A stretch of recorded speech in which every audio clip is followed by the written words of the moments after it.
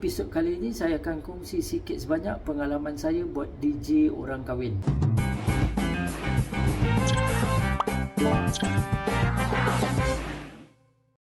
So nak jadi jurucakap ni bukan senang. Semua nak kena jaga, image nak kena jaga, tutur kata nak kena jaga, gurauan pun nak kena jaga. Kata-kata tu semua lah yang penting. So jadi jurucakap ni dia dalam majlis ni dia membantu tuan rumah. Macam bila pengantin datang dia tahu timing.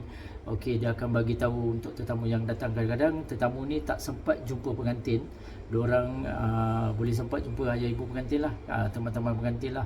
So macam tu lah. So saya sebagai juru cakap ni akan buat announcement. Mungkin akan sama dalam berapa minit, 2 minit, 3 minit dan sebagainya. Dalam sampai tu berilah laluan tempat duduk anda buat tetamu yang baru sahaja tiba. Bukan nak mengalau, cuma nak mengisi ruang yang kosong. Jadi kita dapat meraihkan majlis ni dengan sempurna dan dengan tenang dan juga dengan selesa. So sebab bila orang-orang dah datang majlis ni, bila dah tahu peak hour tu, dia tak nak lepaskan tempat duduk walaupun dah makan 3 kali. Oh no. Tempat duduk tu, dia duduk selagi dia boleh duduk. Orang lalu lalang nak cik makan pun dia buat dah je. So kita ni sebagai DJ akan buat announcement. Kadang-kadang saya sengaja tengok kat satu table tu, pandang kat satu table sambil cakap berilah laluan tempat duduk anda, sampai diorang tak kena gaya. Balik-balik saya yang tak kena gaya. Announcement, waktu solat, mana tandas nak pergi, mana tempat solat dan sebagainya. Kita kena tahu banyak dalam wedding tu. So bila kita dah tahu, bila orang tanya kita senang jawab. Pengalaman saya buat DJ orang kahwin ni saya nak kongsi bila time karaoke. Kalau korang jumpa mana-mana DJ, diorang akan cakap benda yang sama. Apa yang sama? Dia punya keyword. Bang, boleh saya nyanyi dulu bang? Saya nak balik dah. Okey, bila diorang nak nyanyi, diorang tanya, lagi berapa orang bang? Lagi 4 orang. Boleh lah, dia tulis nama. Bila dia dah tulis nama, dia datang balik. Bang, boleh saya nyanyi dulu bang? Saya nak balik lah. Baru-baru saya buat DJ, saya kasih lah. Bila dah lama kelamaan, saya tengok benda yang sama ni dekat semua orang pun akan guna. Bang, boleh nyanyi dulu, nak balik. Sampai saya cakap, bukan tak boleh, boleh. Yang 6 orang ni yang tengah queue ni pun nak balik siang. Sebab tu kena queue. So nak balik kena queue lah. Sebab kalau kita kasih, dia tak balik, dia duduk sampai habis majlis. Apa hal? Itulah pengalaman bila karaoke. Ada macam-macam suara saya dengar. Ada bila dah bernyanyi, your system is not good lah, gitulah, gini lah, gitu. Okay, so saya akan ambil dengan hati terbuka lah. Orang nak kutuk ke, orang nak komplain ke apa, saya akan sebab benda ni saya dah lalui daripada 2008 sampai ke hari ini. Tahap ini benda yang sama. Kau punya sistem, padahal suara dia memang tak sedap. Ada datang majlis, dia dah standby CD. Dah standby CD untuk letak kat table DJ. Dia dah pacak dia punya CD kat situ. Biasalah orang-orang akan datang ambil, pilih, nyanyi dan sebagainya. Bila cakap pasal karaoke, saya teringat satu pengalaman. Memang saya dengan pengantin akan discuss sebelum majlis tu. Dia engage saya sebagai jurucakap. Saya akan jumpa pengantin, kita akan discuss lagu apa, kita akan discuss macam mana timing dan sebagainya. So saya pun cakap lah, kalau nak bergambar dekat atas pelamin, kita kena stop karaoke. Kalau di karaoke, kita kena stop karaoke. Sebab pengantin dia ada timing untuk berada di atas pelamin.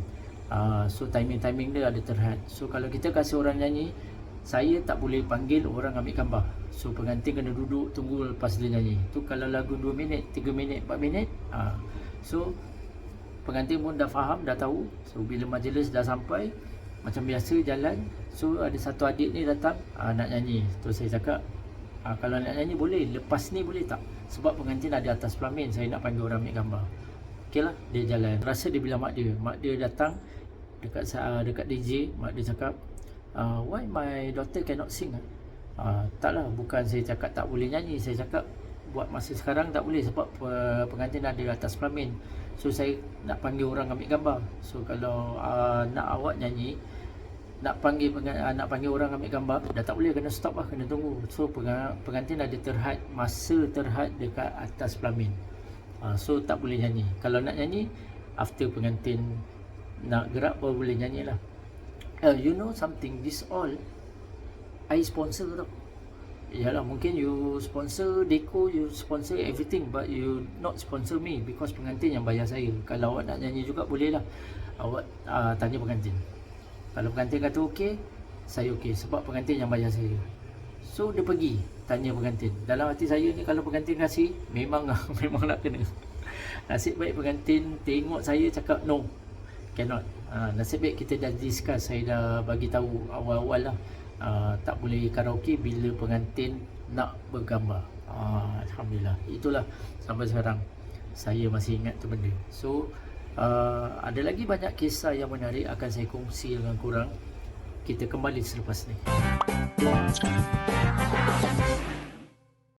Okey, pengalaman yang saya tak boleh lupakan buat DJ orang kahwin daripada 2008 sampai ke hari ini, alhamdulillah masih bertahan. Yang buat tak boleh tahan time Covid lah. Okey, yang pengalaman yang tak boleh lupakan bila datang majlis pagi-pagi, dibagi tahu mak pengantin baru meninggal dunia pagi tadi. So kita sebagai juru cakap kena hormat lah, kena faham lagu tak boleh kuat. So tak boleh berkata-kata apalah, duduk majlis sampai habis. Sebab pengantin pun sama, daripada pagi sampai ke petang habis majlis, pengantin tak ada di pelamin. So tetamu yang datang pun faham pemergian ibu pengantin. Itulah pengalaman yang tak boleh lupakan.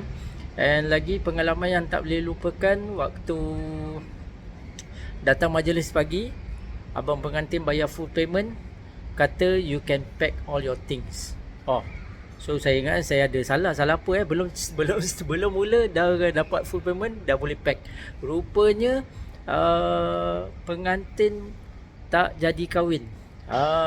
Yang buat saya terkejut bila pagi datang, tengah setting, mak pengantin turun nangis-nangis. Cancel. Tu saya terfikirlah, sebab diorang nikah kat atas lah, bukan nikah kat bawah, nikah kat atas. So saya tak tahu apa kisah yang terjadi. So abang pengantin datang bayar full payment. Saya cuma katakan pada abang pengantin, boleh saya tahu tak, minta maaf lah. So abang pengantin kata, tak, pengantin tak jadi kahwin, pengantin merajuk. Okey lah, so saya faham, pack barang, so balik. Tapi nak tahu pengantin siapakah yang merajuk? Pengantin lelaki merajuk. Tak tahu pasal apa merajuk, tu saya tak pasti. Itu pengalaman saya time tu lah. Terkejut jugalah, pagi-pagi datang dah boleh pack, dah boleh balik dah, tapi dapat full payment, alhamdulillah. So pengalaman tak boleh lupakan waktu berada dalam majlis dalam pukul 11 pagi. Majlis tengah on ni, tak tahu dah gelap, nak hujan, angin kuat. Yang peliknya, kita di bawah kolong blok ni, buat kat bawah kolong blok ni, angin kuat. Tapi bila kita berada di kawasan luar, angin tak ada, tak rasa angin. Dalam je, deku dah hoyong hayang dah. Dulu nak buat majlis kahwin memang takut. Sebab takut benda-benda gini terjadilah. Orang-orang yang ada ilmu ni, dia akan gunakan ilmu dia akan test ilmu dia dekat dalam majlis kahwin. Setahu saya lah, orang-orang berkongsi lah, kalau buat majlis kahwin ni hati-hati. Kalau kau tak hati-hati, orang akan bikin. So sebelum majlis tu, kena buat baik dengan orang. Buat silap sikit je orang kau standby lah, nak kau kahwin, aku buat apa-apa pun. Kita doakan buat semua bakal pengantin agar perjalanan untuk dirikan rumah tangga berjalan dengan sempurna dan langkah dengan baik. Amin. Okay, pengalaman saya lagi satu ni, dia mak pengantin bergaduh dengan tukang masak. Okay, cara tukang masak pula, kalau jemputan untuk 500, dia akan masak dalam untuk 600 orangnya makan lah. So sebab kalau ikutkan jemputan, satu kad jemputan untuk dua lah, suami dan isteri. Kasih satu untuk suami dan isteri, kasih satu suami dan isteri. Okey, sekali dia kasih satu ni, dalam rumah dia ada 8 orang. Kasih yang dia ni pula, dalam rumah dia ada 12 orang. Kasih yang dia ni, dalam rumah dia ada 3 orang. So semua dia angkut datang majlis. So tukang masak tahulah akan lebihkan sikit nasi dan lauk. So bila ada satu tahap ni, nasi habis, lauk pun nak habis. So tukang masak pula tanya dengan mak pengantin, macam mana, nasi dah habis, nak saya masak tak? Tapi awak nak kena tambah lah. Apa sebab pula saya nak kena tambah? Kau masak, nasi habis kan, kau masak, kenapa aku kena tambah? Dah gitu pula. Macam okey lah, kalau kata nak masak tak apalah, aku tak masak lah. Sampai pukul 3.30 nasi habis, lauk semua habis. Mak pengantin datang kat dapur, tak ada makan lagi ke? Tak ada, tadi saya tanya awak nak masak, awak kata tak payah masak. Kenapa kalau kena masak saya kena bayar? Patut awak yang nak masak awak kena bayar lah. Sebab tukang masak ni dia dah kira berapa banyak kad jemputan, so berapa banyak nasi nak kena masak, berapa banyak lauk nak kena masak. So katan dia lah. So bila dah tahu, masaklah. Bila dah terlebih, bukan salah tukang masak, salah ahli keluarga pengantin lah. Jemput mungkin dah terlebih orang. Sebab macam tadi saya cakap, satu kad jemputan untuk 2 suami isteri, tapi kasih satu kad jemputan dalam rumah ada 8 orang. So itu 8 orang lah. Kalau dalam rumah ada 20 orang. So bila dah kecoh kat situ, tukang masak pun masak je lah. Bila dah habis masak, dia letak lah yang ekstranya berapa. Lepas majlis, dia kasih mak pengantin lah. Mak pengantin kata dia tak akan bayar. Dia tak akan bayar. Sebab bukan salah dia untuk masak lebih. So tukang masak tak check betul-betul, kata mak pengantin. So dari situ bercanggah, sampailah benda ni naik court, bayar dan sebagainya lah. Itulah, kadang-kadang kita ambil package ni, kita nak kena tahulah tukang masak ni dia dah masak lama. So dia dah tahu professional untuk masak berapa banyak jumlah yang akan jemput lah. Kalau 1,000 dia masak 1,001. Kalau 2,000 masak 2,002 gitulah.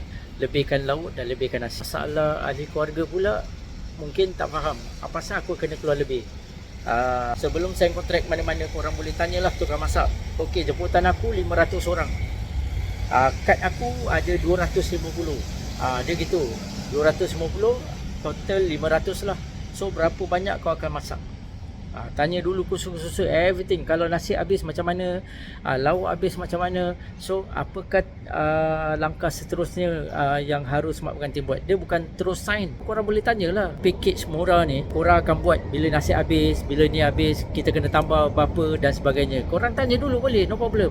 Sebab tukang masak dia dah tahu sukatan-sukatan kan. So bila korang tanya, okay, aku masak, korang masak 600 nya orang makan, tapi jemputan 500. Tapi bila nasi habis, berapa pack untuk korang masak dan aku kena bayar berapa. So korang boleh standby lah daripada situ. Sebab tu sebelum dirikan rumah tangga, korang kena survey nasi tukang masak macam mana. Okey, dah tahu, tanya khusus. Okey, dekor pun sama. Okey, dekor kalau kita buat gini, okey, kalau misalnya angin tiup kuat, dekor tu tumbang, pelamin tumbang. So korang patah balik untuk buat ke, atau tak ada masa ke, atau macam mana? Korang kena tahu juga. Sebab ada satu isu ni, pelamin jatuh kena tiup angin, pengantin call, dia tak dapat datang, dia busy. Hantar lain orang pun dia bilang tak boleh, tak dapat. So pengantin sendiri kena kena buat cara dia sendiri lah. Ni dah lamanya kisah lah. So kesian pada pengantin lah. Aku dah bayar. Bila aku dah bayar, aku harapkan orang datang, tak boleh datang, busy dan sebagainya. So kena do something lah. Sebab tu kena tanya khusus. Bila pelamin jatuh, korang datang balik pasang ke, atau siapa-siapa datang. Kalau ada, okay, deal on the contract, sign. Bukan main sign je kontrak. Sebab tu orang-orang kalau baca kontrak ni, dia suka remeh. Tak payah baca lah, sign je lah. Walaupun sikit pun dia susah nak baca. Okey, kita kembali selepas ini. Banyak kisah-kisah menarik yang akan saya kongsi. Okey, kisah seterusnya akan saya kongsi. Ini kisah dapat dari sinilah. Gotong royong di majlis kahwin memang adat orang-orang Melayu. Seminggu sebelum majlis dah riuh rendah dibuatnya kan, baik di kampung maupun di flat. Okey, tapi tahun demi tahun dah berkurangan adanya riuh rendah dan gotong royong. Ahli keluarga dan kawan-kawan hanya hadir bila time majlis sahaja. Bila tahun berubah, lebih berkurangan jemputan dan kurang lagi adanya riuh rendah gotong royong di majlis kahwin. Okey, majlis kahwin ini dulu dan sekarang riuh rendah dan gotong royong dari ahli keluarga dan kawan-kawan. Memang banyak perbezaan. Lagi-lagi tahun sekarang COVID, masih majlis pun kena ikut peraturan yang ditetapkan. Okey, gotong royong ni memang adat kita. Kalau orang kata lagi seminggu nak buat kerja kahwin, dah kecoh dah. Ahli keluarga datang, tengok dia pun datang ambil orangnya cap. Aduh. Okey, kita jumpa lagi di lain episod. Kalau korang ada pengalaman, korang boleh kongsi dengan saya di mana? Di Cakap Aja. Jumpa lagi. Assalamualaikum dan bye.